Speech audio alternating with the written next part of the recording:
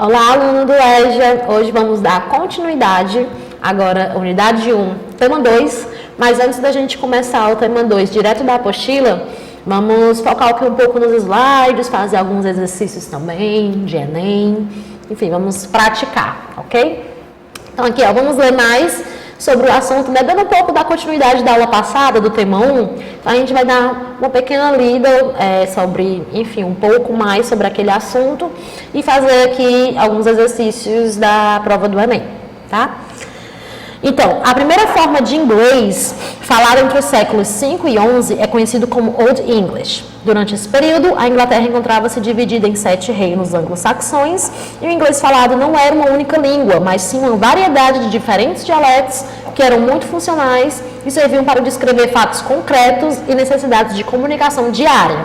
Isso aqui tudo a gente já viu bem mais com certa profundidade na aula passada, né? Então aqui agora é só esse resumo para poder a gente fazer os exercícios. A evolução da língua inglesa. O processo de cristianização a partir do século VI introduziu na língua inglesa a influência do latim e do grego. O vocabulário, então, expandiu-se no sentido de incluir conceitos religiosos mais abstratos e, comparado com o inglês atual, o Old English é praticamente irreconhecível, tanto na pronúncia quanto no vocabulário e na gramática. A segunda forma de inglês, conhecido como Middle English, evoluiu depois que os normandos conquistaram a Inglaterra com a Batalha de Hastings, em 1066. O regime que se instaurou foi caracterizado pela centralização, pela força e pela língua dos conquistadores, o dialeto francês Norman French, que além de passar a ser a língua da aristocracia, expandiu o vocabulário da língua inglesa consideravelmente. Essa forma de inglês esteve em voga no século XI ao século XV. E aí temos as mudanças no inglês. A terceira forma de inglês, que é o Modern English, é o falado desde o século XV até os dias atuais. Com o surgimento de um sentimento nacionalista do final do século XV, o vocabulário da língua inglesa normalmente se expandiu com a introdução de novos conceitos administrativos, políticos e sociais. E aí as mudanças no inglês. A terceira forma de inglês, o Modern English, é o falado desde o século XV até os dias atuais. E aí, em alguns casos, né, onde já existem palavras de origem germânica, estas desapareceram ou passaram a coexistir com os equivalentes de origem francesa, como, por exemplo, a palavra liberty and freedom. Atualmente, muitos são os países que utilizam o inglês como língua materna: Estados Unidos, Canadá, Reino Unido, Irlanda, Guiana, Austrália, Nova Zelândia, e são mais de 400 milhões de falantes nativos. Há, contudo, países onde o inglês, apesar de não ser a língua materna, é a língua oficial, utilizada em funções governamentais e educacionais e falada por parte dos seus habitantes, como é o caso da Índia, das Filipinas e do Paquistão, por exemplo. Existem mais de 50 nações que têm o inglês como língua oficial. A importância do inglês se faz notar em todos os campos da atividade humana. Ela domina a internet, onde mais da metade dos sites são escritos em inglês. No mercado de trabalho, é tanto fator diferencial em profissões administrativas, quanto ferramenta de trabalho em profissões como a aviação e a informática. Nas áreas científicas e acadêmicas, seu uso é cada vez mais exigido para facilitar a divulgação de trabalhos a nível internacional. Inglês é um idioma internacional. Ele é imprescindível no comércio e nas relações diplomáticas. É a língua mais utilizada por importantes organizações mundiais, como a OTAN, a ONU, entre outras. Além disso, pelo fato do inglês ser falado por tantas pessoas, a produção literária, cinematográfica, teatral, de TV e rádio da língua inglesa é muito extensa e rica. Não dá para se viver sem o inglês. Ele deve, sem dúvida, fazer parte da formação do cidadão global dos dias de hoje. Agora que você está por dentro da história e da importância da língua inglesa, faça os exercícios de interpretação de texto que selecionei para você arrasar na prova do Enem. Boa sorte! Lembrando que isso aqui que eu estou lendo, né, foi retirado do blog do enem.com.br/língua inglesa Enem. Tá aqui o link também nos slides, tá? E aí agora a gente vai fazer 2 exercícios apenas que foram tirados da prova do Enem, e, enfim, que são bem interessantes. Então, primeiro aqui nós temos o J.K. Rowling to pen first novel for adults. Author J.K. Rowling has announced plans to publish her first novel for adults, which will be very different from the Harry Potter books she is famous for. The book will be published worldwide, although no date or title has yet been released.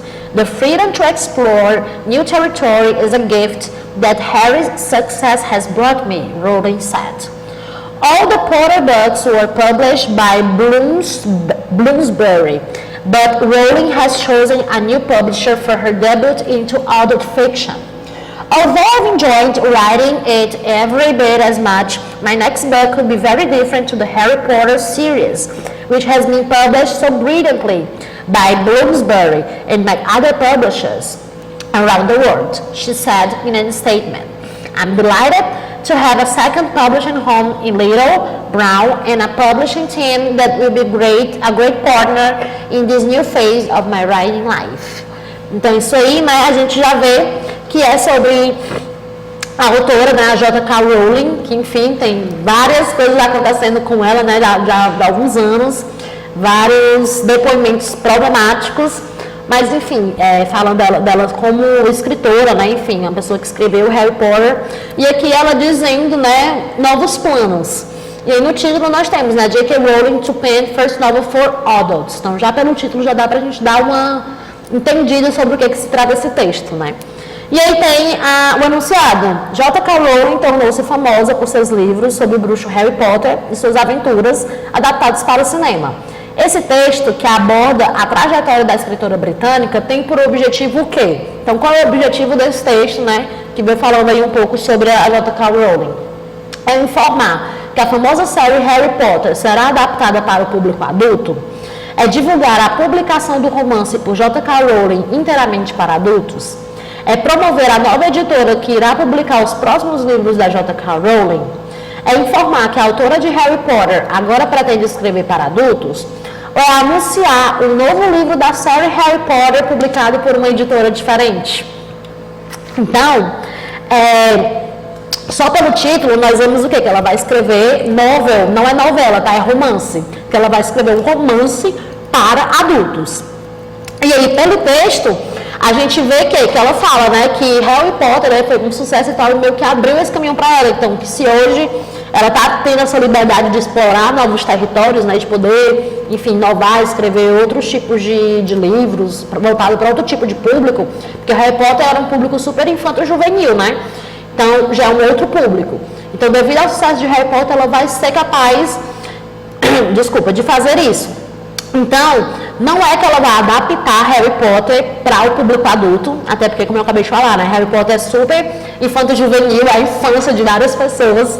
Acho que seria até um tanto quanto problemático, mais uma coisa problemática sobre a J.K. Rowling, né? Acho que não seria talvez não fosse um bom caminho.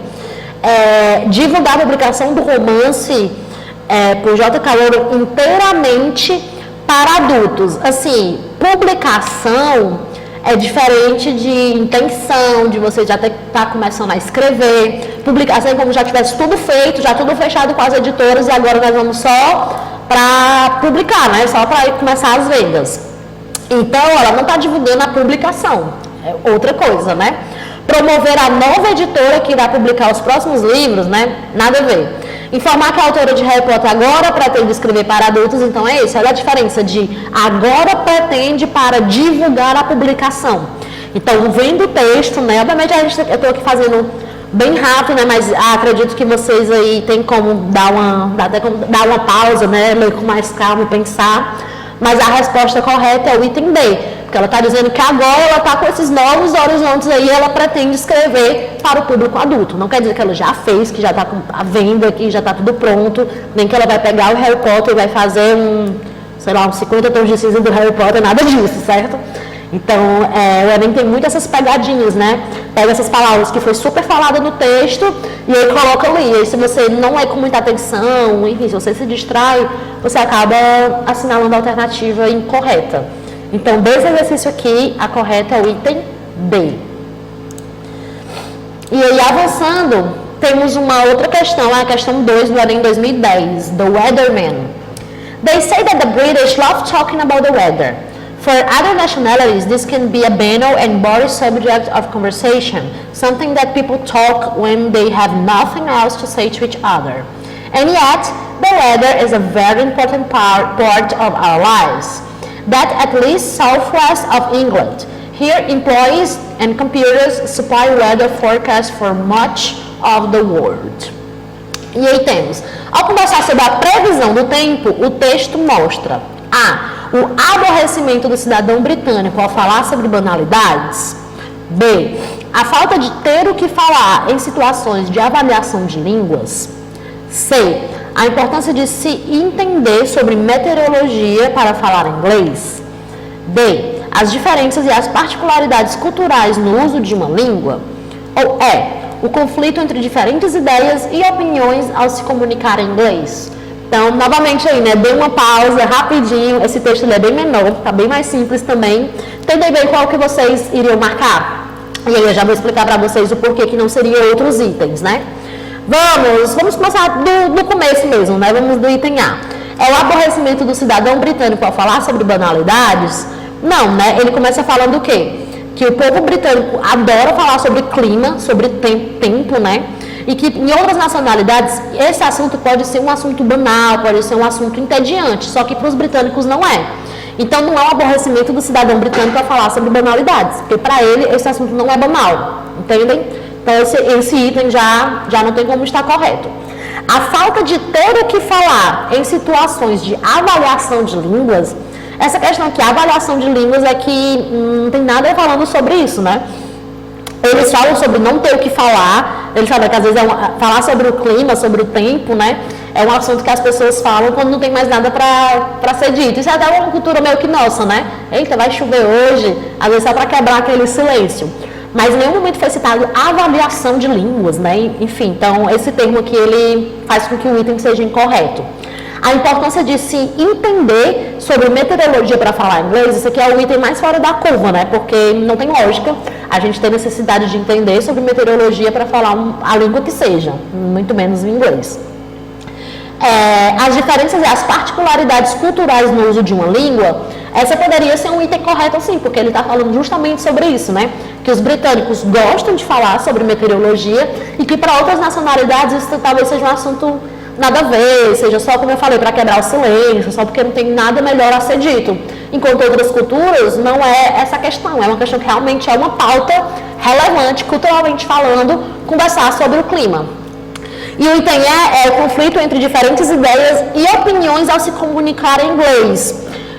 Poderia até ser, mas assim, não é isso que está sendo dito, né? Não é o conflito de ideias e de opiniões. É só a questão da particularidade cultural, né? O que é a realidade para um pode não ser a realidade para outros. Então, nessa questão aqui do Enem, o item correto também é o item B.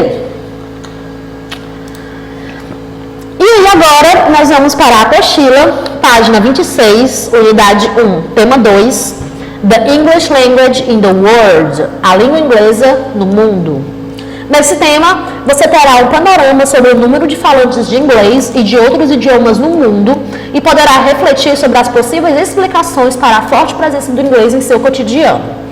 Você verá como fazer algumas perguntas básicas em inglês, como Where are you from? E Where were you born? E também conhecerá nomes de países e nacionalidades em inglês. Então, tudo isso aqui nós iremos ver agora nessa unidade 1, tema 2.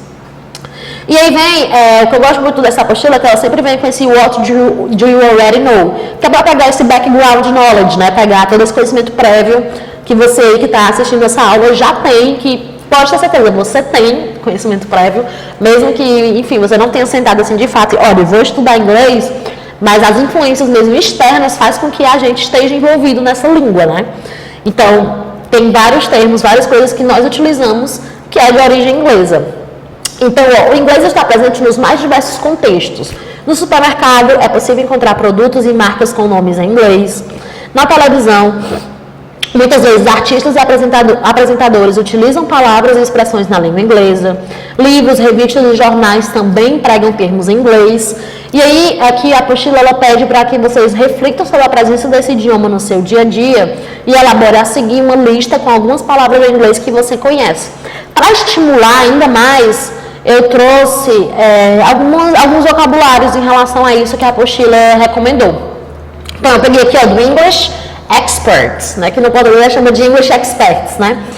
Eu trouxe para eles nomes de algumas marcas famosas em inglês. Então, marcas que a gente utiliza, que vocês, com certeza, alguma dessas vocês já viram e que, enfim, que estão no nosso dia a dia, né? Então, ó, segue uma lista com nomes de marcas famosas em inglês, ainda tem a pronúncia, né? Porque nesse site aqui, estou deixando o link, vocês vão ver. Se vocês clicarem nesse site, tem como clicar no alto-falantezinho e ouvir a pronúncia dessas palavras. E ainda tem a tradução também. E aí tem, por exemplo, Shell, que é aquele posto de gasolina. Shell é o quê? Concha, casca. Então, tá no nosso dia a dia, né? Eu vou ali abastecer, vou lá no Shell. Shell é isso. Tem o Pizza Hut, que é a cabana da pizza. Apple, né, que é do celular, que é maçã. Apple, tá, gente? Não é Apple, não é Apple, é Apple. Temos o Burger King, que aí a gente não chama assim, né? A gente acaba chamando Burger King, porque, enfim, tá no nosso dia a dia. É até estranho, né? Você tá falando tudo em português, falando com a pessoa, às vezes, sei lá, da periferia, e vamos ali comendo Burger King. É até fora da nossa realidade, né? Mas, enfim, é o Burger King, né? Que é o rei do hambúrguer. Temos o Subway, que também é de alimentação, mas significa metrô. Temos o Red Bull, que aí a gente chama de Red Bull, né? Que é o boi vermelho, o touro vermelho. Tem o Carefree, que é sem preocupação, despreocupado. Tem Dove, né? Dove de shampoo, de sabonete. É o quê? Pomba. Por isso que o símbolo da Dove, nem muitas pessoas não sabem disso. É um símbolozinho que remete a um pássaro, porque é pomba. Tem Sky, né? A TV a cabo, que significa céu. Mastercard, que é cartão mestre. Sundown, pôr do sol. Sharp, nítido, afiado. Time, tempo. Tem o Halls, né? Aquela pastilha Halls, significa corredores em inglês. Tem o Best Buy, que é a melhor compra. Orange, que é laranja. Então, a gente tem várias marcas. Isso aqui são só, né, alguns exemplos, só 16 exemplos de muitas outras marcas, títulos, enfim, brands mesmo, que são conhecidos, né, que a gente utiliza e que são em língua inglesa. Aí também, do mesmo site do English Expert, eu trouxe alguns vocabulários de TV em inglês. Tá aqui também no slide, tá? O link para se vocês quiserem dar uma olhada a mais. E aí hoje eu vou apresentar a vocês um vocabulário básico de uso na TV. Isso implica bastante no aprendizado dos mesmos, já que esses são ótimos para apurar os ouvidos na comunicação oral. Let's go! E aí tem, ó, a commercial, é o famoso comercial, onde se encontram avisos de programação, divulgações de produtos de loja, etc. E aí tem um exemplo, ó, this commercial is so long. Esse comercial é muito longo. Então, é o tipo de palavra que se você bate o olho, você sabe o que é. Né? A gente não escreve comercial dessa maneira, commercial, né, com 2 M's e tudo mais, mas enfim, a gente consegue fazer essa relação.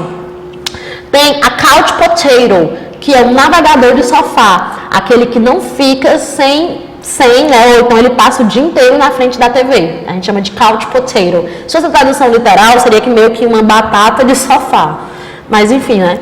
E aí tem, ó, um exemplo, this man is really a couch potato, he hasn't left the couch since yesterday.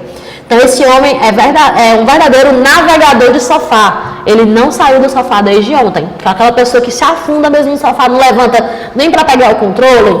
É o que no inglês a gente chama de couch potato. Tem a documentary, que é um documentário. Wow, that is an awesome documentary, The Origin of the Universe. Nossa, esse é um documentário incrível, a origem do universo. A drama, que é o que? Uma série dramática. ABC has a new evening drama. A ABC tem uma nova série dramática. To kick back é deitar em uma cadeira confortável ou sentar em uma confortavelmente, né? Relaxar. Então, after a long working day, he kicked back and relaxed.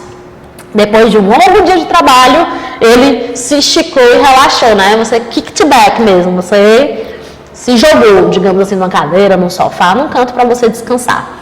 Tem prime time também, que é o horário nobre da televisão. Exemplo, advertising during the prime time on TV is very expensive. Então, anunciar no horário nobre da TV é muito caro. Tudo isso, palavrinhas, né, em inglês que você pode conhecer ou não. E aí do site English Live, eu trouxe algumas expressões em inglês de séries de TV. Também tá o link aqui no slide, tá? 5 expressões em inglês de séries de TV. Seriados são uma diversão tranquila. Quem quer aprender inglês, mas ainda não vê nenhum seriado no idioma, deveria tentar. Isso porque são situações recheadas de momentos em que você vai ver o inglês sendo usado como na vida real. Sem falar que as expressões em inglês são atuais. Ou seja, dá para aprender muito vocabulário vendo série de TV. Ver TV é uma atividade que faz parte do seu dia a dia. E como ainda não cansamos de dizer, aprender inglês tem que fazer parte da sua vida, além das aulas. Por isso, esse post vai dar uma forcinha. Veja esse vídeo de The Big Bang Theory. Aí aqui no site ele traz o trecho da série The Big Bang Theory. Inclusive tem um link do YouTube, tá? Caso você tenha o interesse de assistir. Que mostra um trecho da comédia semanal em que Penny tenta convencer Sheldon a apoiar o amigo Leonard. Então, ó, já na primeira fala de Penny, temos 3 expressões em inglês interessantes em negrito abaixo. Então ela chega e fala, no, honey, this is a big deal for Leonard, okay? He gets to work with Stephen Hawking, who, by the way, will not be on the boat. I check it out. E aí aqui vem algumas explicações, ó. O termo a big deal significa algo importante, algo grande. Nesse caso, Penny é sincera, mas a expressão big deal também pode ser o sarcástico grande coisa.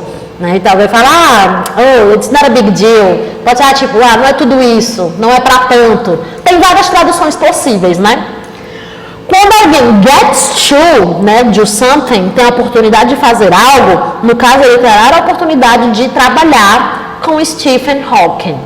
E se você check it out, quer dizer que você foi conferir, né, você foi ver melhor alguma coisa. Você também pode usar o check it out como um conselho para um amigo ver algo legal, né? Tipo, já achei o série tal, you should check it out. Também serve para isso.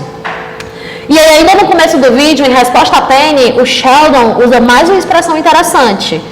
It's not that big of an opportunity. Que esse that big of quer dizer tão grande assim. E aqui o Sheldon tenta dizer que a oportunidade de trabalhar com o Stephen Hawking, né, não é tão grande assim, meio que dando uma menosprezada mesmo, né?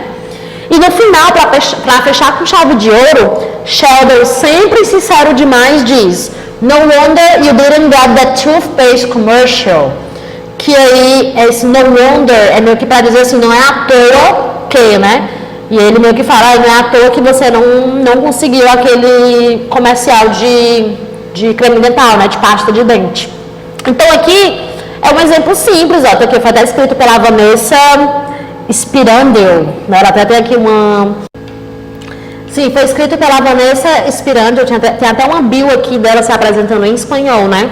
E aí, como ela fala, enfim, como várias pessoas que falam outras línguas vão sugerir, né? Que realmente faz toda a diferença a gente consumir série, filme, música, jogo, TV aberta, jornal, livro, paradidático, botar o celular naquela língua. Tudo que a gente puder fazer, no caso eu tô falando do inglês, porque enfim, né, a língua que eu leciono, a que eu falo, mas isso vale para qualquer outra língua estrangeira que vocês queiram aprender. Porque realmente é bem diferente, sabe? Você, por exemplo, você ir para um curso e aí o professor fala, olha, senta você, agora você pergunta, e aí, quantos anos você tem? Tu responde. Aí, o que você fez fim de semana passado? Você responde. É um exercício legal? É, mas não é uma situação de comunicação real, é muito programado. Eu vou falar isso, tu vai responder isso. Depois eu falo isso, depois você responde aquilo. Quando a gente vai para esses âmbitos assim de música, de jogo, de filme, de série, são coisas, obviamente, né? O filme e a série são coisas que tem um script, né, que foi roteirizado, mas que é para ser feito o mais natural possível, né, até para passar aquela emoção para quem está assistindo, né. Então você vê lá uma cena, sei lá, de uma mãe perdendo um filho, alguém viajando, conseguindo um sonho, comprando uma casa, tendo um filho, qualquer coisa do tipo, a gente sente aquela emoção, né, do que o ator, que a atriz está passando. E aí isso vai valer muito para as falas, para as gírias, para as formas que a comunicação é estabelecida. Então, e aí, por exemplo, tem vários exercícios como esse na internet mesmo, né? Sei lá, como aprender inglês com a série tal, né? Com o filme tal, com Disney. Então, o que vocês puderem de beber dessas fontes para expandir o vocabulário de vocês é muito válido. E por último, eu trouxe um link aqui do ingleswinner.blog/100 palavras em inglês que usamos no dia a dia. Aqui eu não trouxe as 100, obviamente, mas é só para vocês terem uma ideia do quanto o inglês está na nossa rotina mesmo. E tem algumas palavras, ó, tipo milkshake, hambúrguer, diet, light, on sale, fashion, designer, sandal, topless, top model, fitness, outdoor, delete, insight, notebook, Big Brother, cheeseburger, e-mail, message, McDonald's, Bob's, drink, plug, hotmail, site, hot dog, shopping, showroom, PlayStation, station game, one house, book, drive-thru, fast food, pit stop, miss. Tudo isso são palavras em inglês. Obviamente, aqui eu pronunciei da forma que a gente pronuncia no português, né? Tipo milkshake. No inglês seria milkshake. É diferente. Aquele que eu falei do Burger King, né? Burger King, McDonald's. Enfim, drive-thru, cheeseburger. Mas são palavras que são originalmente inglesas e que já estão tão inclusas no nosso dia a dia que já ganham até uma pronúncia meio que aportuguesada, né? E é bem interessante, é bem legal. E aí, voltando para a apostila, ainda no tema 2, nós temos o porquê as pessoas aprendem inglês. Vou até olhar aqui também a página. No finalzinho da página 26, indo para a página 27 já. Por que as pessoas aprendem inglês? Atualmente, existem mais de 7 mil línguas no mundo e a língua inglesa é a terceira mais falada depois do mandarim, que é o idioma oficial da China, e do espanhol. Embora a língua inglesa não seja a língua mais falada por nativos, isto é, por pessoas nascidas em países em que se fala inglês, ela é o idioma predominante no mundo econômico, diplomático, acadêmico e cultural. Televisão, cinema, música, literatura e etc. Você sabe por quê? O aumento do uso do inglês em diversas partes do mundo está relacionado ao crescimento do poder econômico do Império Britânico, que colonizou nações em todos os continentes. Mas o auge se deu com a ascensão dos Estados Unidos da América, que após a Segunda Guerra Mundial se tornaram a maior potência econômica mundial. Isso se refletiu a partir da expansão de empresas estadunidenses em diversos países e de veículos culturais, como o cinema, os seriados de TV, as histórias em quadrinhos e etc. Veja na tabela a seguir os 6 idiomas mais falados no mundo com seus respectivos países de origem e o número aproximado de falantes nativos em milhões de pessoas. Então nós temos o mandarim, né, que veio da China, e aí tem aproximadamente o número de pessoas falantes, né, de nativos em milhões. Então aproximadamente 848 milhões de pessoas falam mandarim. E aí vem o Spanish, né, o espanhol, que vem da Espanha, 414 milhões, aproximadamente o número de nativos. O inglês, que vem da Inglaterra, 335 milhões. O indiano, né, que vem da Índia, 260 milhões. O árabe, que veio da Arábia Saudita, 287 milhões. E o português, que veio de Portugal, 203 milhões. Como uma língua estrangeira, há diversos motivos para que a aprendizagem do inglês seja valorizada. Conhecê-lo propicia, né, então, alguns benefícios de saber a língua inglesa. Acesso a diferentes culturas e produtos culturais, filmes e músicas, por exemplo, que se expressam nessa língua. Melhor comunicação em viagens de turismo ou estudos. Melhor inserção no mercado de trabalho em diferentes áreas, como turismo ou negócios internacionais.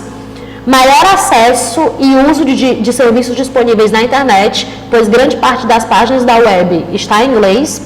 E acesso à produção científica e tecnológica, pois é a língua oficial para a divulgação de resultados de pesquisas e descobertas científicas.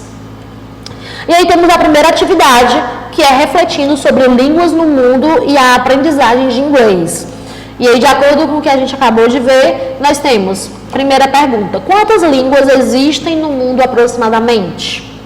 A segunda, qual é a língua com maior número de falantes nativos, certo? Que nasceu já, é a língua mãe, que a gente chama, né? É aquela determinada língua, e não a língua que a pessoa aprendeu já depois de um tempo.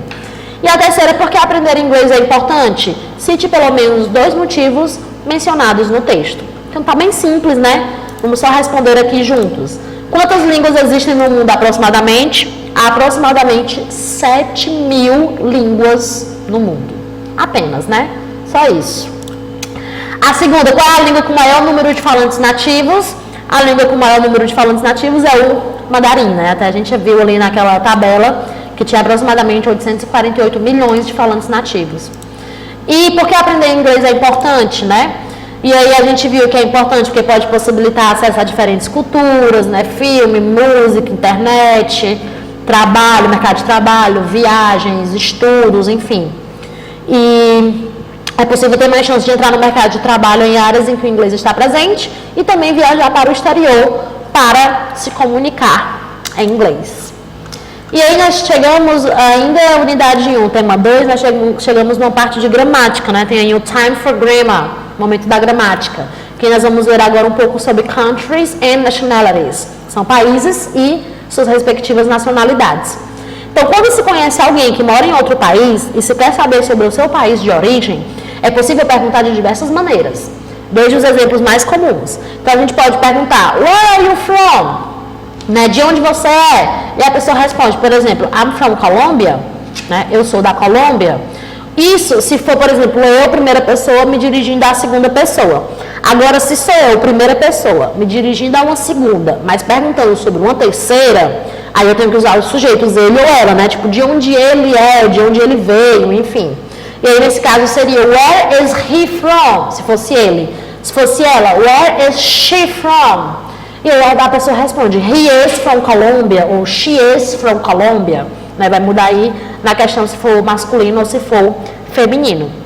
A outra forma também de perguntar é utilizando o auxiliar, né? Do ou das.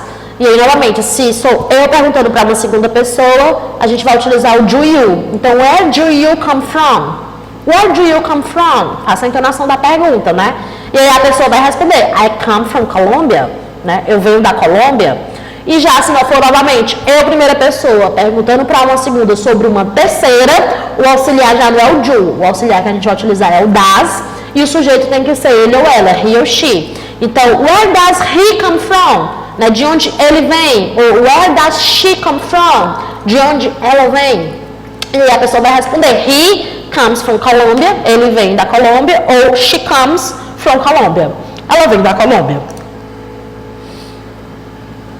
E aí, tem outras formas mais diretas de fazer essa pergunta, né? Que aí temos o where were you born? Onde você nasceu? E a pessoa responde, I was born in Spain. Eu nasci na Espanha. Novamente, se for terceira pessoa do singular, ele ou ela, vai mudar, né? Em vez de ser were you, vai ser was. Em vez de ser you, vai ser he ou she. Então, where was he born? Onde ele nasceu. Ou então, where was she born? Onde ela nasceu. E a outra pessoa vai responder, he was born in Spain ou she was born in Spain. Outra maneira, are they from Indonesia, por exemplo, né? Eles são da Indonésia? E a pessoa responde, yes they are, ou então no, they aren't, né? Sim, eles são, não, eles não são. E aí tem ali, na terceira pessoa do singular, se for ele ou ela, is she from Indonesia? Ela é da Indonésia? Yes, she is. No, she isn't. Então, bem simples, né? Perguntas simples, acredito que a maioria já deve ter esse conhecimento, mas é sempre válido a gente dar essa praticada. E aí aqui a gente tem na apostila uma lista, né, de países e de nacionalidades. Então aqui não tem nada para responder, não é um exercício, é só para ter conhecimento mesmo e pronunciar. Então eu vou pronunciar daqui e peço que você pronuncie daí. Vamos lá, temos o país Austrália, né, que no inglês é Australia. Australia. A nacionalidade, Australian. Australian. Brasil, Brazil, Brazilian. Brazilian. Chile, Chilean. Chilean. China, Chinese. Chinese. Colômbia, Colombian. Germany, German. India, Indian. Jamaica, Jamaican. Japan, Japanese. E aí, teremos agora um exercício que também é da apostila de vocês. Deixa eu olhar aqui qual é a página direitinho. Depois do Japan, Japanese, nós tínhamos Mexico, que fica Mexican, Peru, Peruvian, Portugal, Portuguese, Spain, Spanish e Switzerland, Swiss, tá? Isso tudo aqui, os países e nacionalidades da página 29. E aí na página 30, nós temos um exercício, né? Preencha as lacunas a seguir conforme os exemplos. Então, nos exemplos nós temos, por exemplo, Where are you from? I am from Brazil, I am Brazilian. De onde você é? Eu sou do Brasil, então logo eu sou brasileiro. Where were you born? I was born in Jamaica, I'm Jamaican. Onde você nasceu? Eu nasci na Jamaica, eu sou jamaicano. Are you from Argentina? No, I am from Chile, I'm Chilean. Você é da Argentina? Não, eu sou do Chile, eu sou chileno. Então, aqui agora eu vou colocar essas lacunas num quadro para ficar até melhor para a gente responder junto, certo? Então, já eu volto aqui com vocês para a gente fazer essa resolução no quadro. Então, agora vamos dar continuidade, página 30, o exercício para a gente praticar países e as nacionalidades. Então, aqui nós temos um primeiro diálogo. Where are you from? E a pessoa responde, I'm from alguma coisa, né? I'm Australian. Então, se a gente vê que a nacionalidade dessa pessoa é australiana, então ela veio da onde? Austrália. No segundo diálogo, where are they from? They are from Peru. They are, então, se eles são do Peru, eles são Peruvian. Nesse outro diálogo, are you from Mexico? No, I am from alguma coisa. I am Greek. Então, se são Greek, são da Grécia, né? Greece. I am from Greece, I am Greek. E no último diálogo, tem alguma coisa. Were you born? I was born in Colombia. Então, aqui, tá perguntando o quê? Onde que a pessoa nasceu? Então, tá faltando aqui a palavrinha onde, né? Where. Where were you born? A pessoa fala, eu nasci na Colômbia, logo essa pessoa é colombiana.